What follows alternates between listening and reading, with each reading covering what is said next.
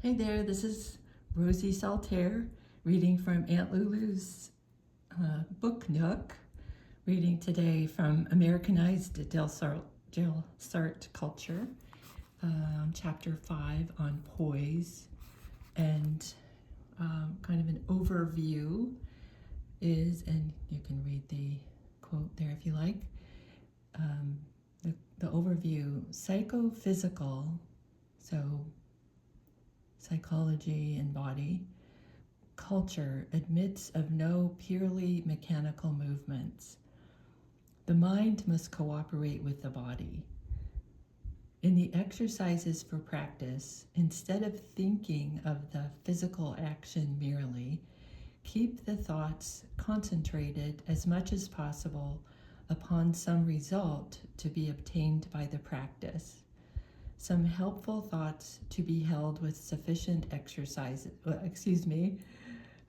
some helpful thoughts to be held with the different exercises have been suggested. Oops, sorry about that. These are not, however, in any way arbitrary. And what I love about this is this was written in the late 1800s, and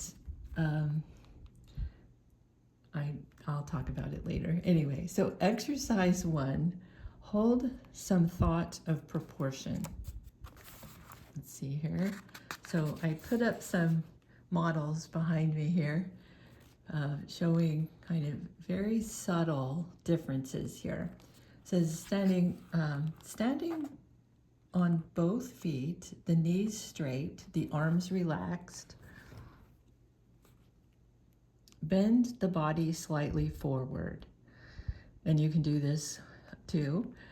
Note the movement of the hips. They recede as the torso goes forward. Keeping the hips as nearly stationary as possible, raise the torso to an upright position and push the crown of the head upward. Repeat several times, like rinse and repeat. In raising the torso, the tendency will be to let it pass the vertical line. This must be prevented, so meaning leaning back. So when you come up to standing, you might go too far and lean back. All right, this must be prevented. Otherwise, the effect of the exercise will be to foster instead of to overcome a bad attitude, which you don't want a bad attitude. Here we are right here. One can easily detect when the upper torso begins to tip backward, for as soon as it passes the vertical line where the shoulders are in line with the hips, there will be a perceptible forward motion of the hips. So this is talking about like a balance scale. Here we are. It is important to appreciate the action of the backbone and the chest in this exercise. The movement for raising the torso begins in the hip joints and is successively imparted to each vertebrae. The natural curves in the backbone assert themselves. The chest is lifted into a position of self-respect, and the waist muscles resume active duty. So those two models are subtly different. Try it yourself and notice.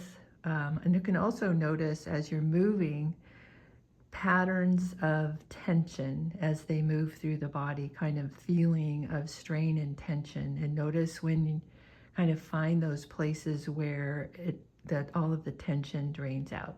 There's a way to do it. Talk to you again. This is Rosie Saltaire reading from Emily Bishop, speaking on the genius Mr. Francois Delsarte. Thank you very much. I'll see you again soon.